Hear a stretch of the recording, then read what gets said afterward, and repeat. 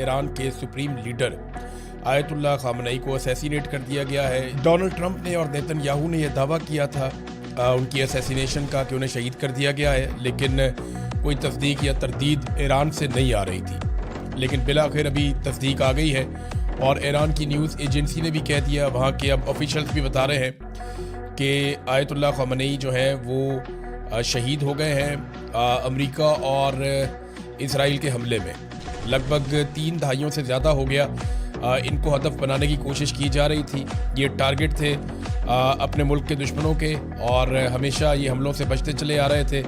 लेकिन अब Ayatollah Khamenei नहीं रहे। उनकी जो आखिरी पोस्ट है वो बड़ी पावरफुल थी और उसमें उन्होंने बनाम नामे हैदर ये उस पर लिखा था और एक तलवार है गोल्डन कलर की और अल-जुल्फ़िकार है वो हज़रत अली रज़ी अल्लाह तआला अन्हु से मंसूब तलवार और उसके साथ मिसाइल्स हैं ईरान के जो बरस रहे हैं और बड़ी पावरफुल पिक्चर थी। और उसके साथ उन्होंने जो शेर लिखा उसका उर्दू में तर्जुमा ये है कि फ़िरौन से कह दो मूसा दरियाए नील पर आ रहे हैं और अली अपनी जुल्फ़िकार के साथ इसराइल आ रहे हैं। ये जनाब उस शेर का मतलब था। तो ये एक बहुत बड़ी डेवलपमेंट है और यानी इस खित्ते के अंदर सबसे पुराना इक़्तिदार, सबसे ज़्यादा अरसे तक इक़्तिदार में रहने वाली शख्सियत हैं और इनका बड़ा असर रसूख था ईरान में, पूरे रीजन में। और ये खबर ये इतनी जल्दी डिफ्यूज़ नहीं होगी, इसके बड़े असरात होंगे ना सिर्फ ईरान के अंदर बल्कि पाकिस्तान समेत पूरे खित्ते में इसके असरात होंगे। आप बहुत बड़े बड़े इज्तिमा देखेंगे, बहुत बड़े बड़े मुजाहरे देखेंगे, ना सिर्फ ईरान के अंदर, इराक़ के अंदर, बाकी ममालिक के अंदर, यमन के अंदर, आपको पाकिस्तान के अंदर बहुत बड़े बड़े मुजाहरे होते हुए दिखाई देंगे। दुनिया भर के मुल्कों में होगा। और ये क्योंकि एक रूहानी लीडर थे और ईरान को ये कंट्रोल करते थे और पूरा निज़ाम जो है वो इनके ज़रिए से चलता था और इनका एक अपना खुदकार तरीका भी है कि जानशीन कैसे मुकर्रर हो जाता है अगर कोई सुप्रीम लीडर ना रहे, उनका इंतकाल हो जाए या उनकी शहादत हो जाए। तो अब एक बहुत बड़ा इम्तिहान है ईरान के ऊपर भी कि उन्हें सब्र करना पड़ेगा और ईरान को रिटेलिएट करता रहना पड़ेगा क्योंकि अमेरिका के पास टाइम बहुत कम है। मैं आगे चल के आपको बताता हूँ कि अमेरिकन जो हैं वो कहाँ फंस गए हैं और डोनाल्ड ट्रंप को ये सारा कुछ बहुत जल्दी करना पड़ेगा अगर उन्हें रजीम चेंज करना है या अपने दूसरे अहदाफ हासिल करने हैं। इन अहदाफ के बारे में हम आगे चलकर बात करते हैं। लेकिन अब जो है वो ये तस्दीक हो चुकी है आयतुल्लाह खामनेई की शहादत की और ये तस्दीक की गई है। पहले डोनाल्ड ट्रंप ने उन्होंने ये कहा कि और उन्होंने बड़ा सख्त ट्वीट लिखकर ये कहा आयतुल्लाह खामनेई के बारे में कि वो शहीद हो गए हैं, असैसिनेट कर दिया गया है।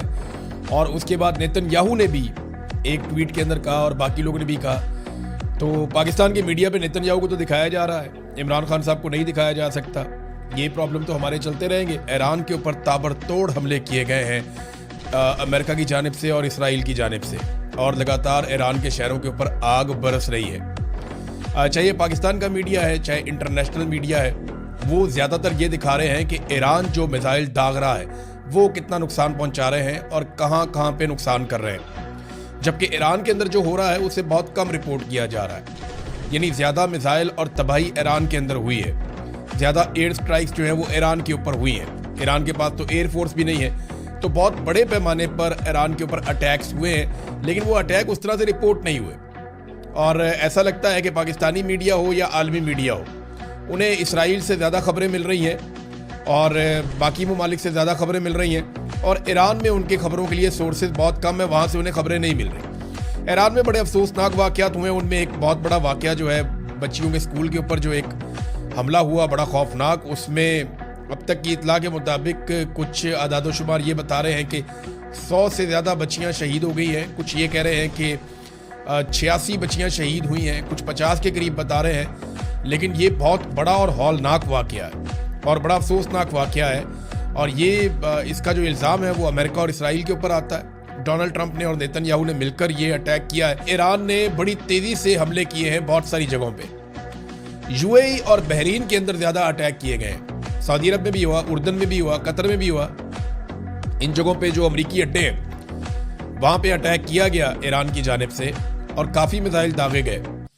लेकिन जो ज़्यादा हमला हुआ है, कुवैत के अंदर भी हमला हुआ, लेकिन ज़्यादा जो हमला हुआ वो 2 मुल्कों के अंदर, एक बहरीन में जहाँ पे अमेरिकी बहरी बेड़ा मौजूद है, वहाँ पे उस एरिया में बहुत ज़्यादा अटैक हुए हैं। बहरीन के अंदर जो फैसिलिटी है अमेरिका के पास, और दूसरा यूएई में बहुत ज़्यादा अटैक हुए, और यूएई में कई बम ऐसी जगहों पे जाकर लगे हैं जहाँ पे ये कहा जा रहा था कि अमेरिकन वहाँ पे रहते हैं। यानी रिहायशी इलाकों में भी बम लगे हैं जाके। एक बहुत बड़ा होटल है, उसके जलने के मनाज़िर नज़र आ रहे थे। फिर जब ये पता चला कि यहाँ से कुछ फ़्लाइटें निकलने वाली हैं दुबई से और लोग यहाँ से निकल रहे हैं, तो फिर एयरपोर्ट के ऊपर भी ड्रोन हमला हुआ। फिर इसी तरह बहरीन में भी एयरपोर्ट के ऊपर एक ड्रोन हमला हुआ। तो ईरान जो है वो बड़ा अग्रेसिवली आया। ये एकदम ये तवक्को कोई नहीं कर रहा था कि ईरान इतना अग्रेसिवली आएगा, इतने जारहाना अंदाज में ईरान जवाब देगा, इसके बारे में कोई सोच भी नहीं सकता था। अब अमेरिका के लिए ना एक और बहुत बड़ा प्रॉब्लम पैदा हो गया। डोनाल्ड ट्रंप को इस लड़ाई को बहुत जल्दी कंक्लूड करना पड़ेगा, और ये दिखाई भी दे रहा है। डोनाल्ड ट्रंप ने एक पार्टी में शिरकत की, वहां से भी वीडियोस आई और ऐसा शो किया गया जैसे उन्हें कोई जल्दी नहीं है, कोई परेशानी नहीं है। ये विजुअल्स क्रिएट किए गए, लेकिन ये सब जानते हैं कि ये काम उन्हें बहुत जल्दी करना पड़ेगा। ईरान के साथ इस लड़ाई को तूल नहीं दिया जा सकता। देखिए, दो बड़े अहदाफ हैं डोनाल्ड ट्रंप के। पहला हदफ तो यह है कि ईरान में रजीम चेंज हो जाए, लेकिन ये रजीम चेंज वो जमीन पर उतरे बगैर करना चाहते हैं। यानी अगर ईरान की सरजमीन पे कोई फौजी बाहर से आएंगे तो ईरान की सारी जो अवाम है वही फौज बन जाएगी, वो एक बहुत बड़ी मुसीबत बन जाएंगे, और एक ऐसी दलदल में आने वाली फौज फंस जाएगी जिससे वो कई दहाइयों तक नहीं निकलेगी या कई सालों तक नहीं निकलेगी। लिहाजा वो जमीन पर उतरे बगैर ईरान के अंदर रजीम चेंज करना चाहते हैं। क्या रजा पहलवी या उनके लोग इतने मकबूल हैं ईरान के अंदर? तो उसका जवाब है कि नहीं। चलें, अगर आप ये भी कहें कि आयतुल्लाह खुमैनी के या उनका जो इक़्तिदार है उसके लोग बहुत सारे मुखालिफ हैं या उन्हें पसंद नहीं करते, तो दूसरी तरफ जो अमेरिकन के लोग हैं या जो इसराइल के करीबी लोग हैं, रजा पहलवी वगैरह जो है, उनकी भी कोई इतनी बड़ी फॉलोइंग नहीं है ईरान के अंदर। तो एक बड़ा मैस क्रिएट हो जाएगा। और अगर कुछ अहदाफ हासिल कर भी लिए गए और रजीम तब्दील ना हुआ तो अमेरिका ने फिर क्या हासिल किया? तो उन्हें बहुत जल्दी करना पड़ेगा, उनके पास वक्त कम है, क्योंकि ईरान ने आबनाए हरमज जो है उसको बंद कर दिया। यहां से दुनिया का 20% पेट्रोल जाता है, और ये एक बहुत बड़ा झटका लगेगा पूरी दुनिया को। दूसरा, ईरान ने जिस किस्म का अटैक किया है मिडिल ईस्ट के अंदर मुख्तलिफ ममालिक पे, यानी यूएई की मार्केट बहुत बुरी तरह मुतासिर होगी। यूएई का जो सारा कारोबार है जिसपे वो बहुत पैसा बनाते हैं वो टूरिज्म का है और उनका रियल स्टेट का कारोबार है। ये अब कीमतें एकदम नीचे गिरेगी। मंडे को अमेरिका में जब मार्केट खुलेगी और जब दोबारा पूरी दुनिया बैठेगी, शेयर ऊपर नीचे होंगे, तो पता चलेगा कि दुनिया कहाँ खड़ी है, स्टॉक मार्केट कहाँ खड़ी है। ये आपको पता चलेगा मंडे को, और इसको मसनूई तौर पे कंट्रोल करना बहुत मुश्किल होगा। ये अमेरिका की मार्केट है, तो अब मंडे वाले दिन ये पता चलेगा। आलमी सतह पे तेल की कीमतें कहाँ पे जाएंगी ये भी आपको पता चलेगा। तो इसको जल्दी कंक्लूड करना है अमेरिका ने। उसको बहुत प्रॉब्लम है कि ये रजीम चेंज अगर करना है तो ये चंद दिन के अंदर अंदर उन्हें करना है। ज्यादा टाइम उनके पास नहीं है, ज्यादा टाइम लगेगा तो बाकी ममालिक बीच में आएंगे। रशिया और चाइना पहले स्टेटमेंट दे चुके हैं, पाकिस्तान ने स्टेटमेंट दिया लेकिन गोल बोल दिया, आगे चल के आपको मैं बताता हूं। तो अमेरिका को फौरी तौर पे करना पड़ेगा जो भी करना, वो उसमें ज्यादा टाइम लगा नहीं सकता।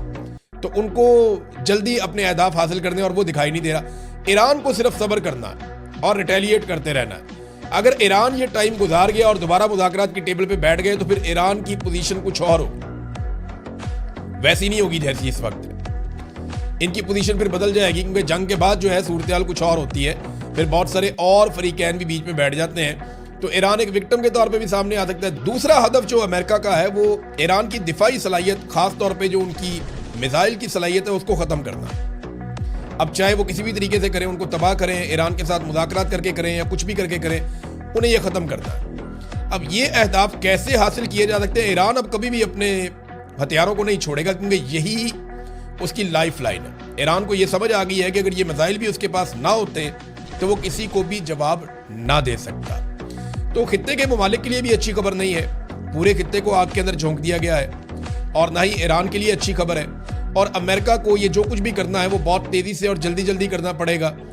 और जंग के अंदर आपको पता है सही खबरें आ नहीं रही होती, तो हम कोई भी बात जो आपको करेंगे, खास तौर पे बड़े वाकयात के हवाले से, बड़ी शख्सियात के हवाले से, उनकी तस्दीक जब तक सरकारी सतह पे नहीं होगी तब तक आप कुछ नहीं कह सकते। यानी अगर ईरान के अंदर कोई बहुत बड़ी शख्सियत शहीद हो गई है तो फिर ईरान उसकी कंफर्मेशन करेगा तो आपको पता चलेगा, और ईरान इतनी जल्दी करेगा नहीं। वो जब तक के मुतबादिल बंदोबस्त नहीं करेगा तब तक वो कोई कंफर्मेशन नहीं देगा, ऐसा दिखाई देता है। दूसरी बात यह है कि आयतुल्लाह ख़मीनी के कुछ अजीज़, उनके एक बेटे के बारे में इत्तला आई, उनकी बहू के बारे में इत्तला आई, उनके एक दामाद के बारे में इत्तला आई कि वो शहीद हो गए, और जब कंपाउंड के ऊपर अटैक किया गया इसराइल और अमेरिका की जानिब से।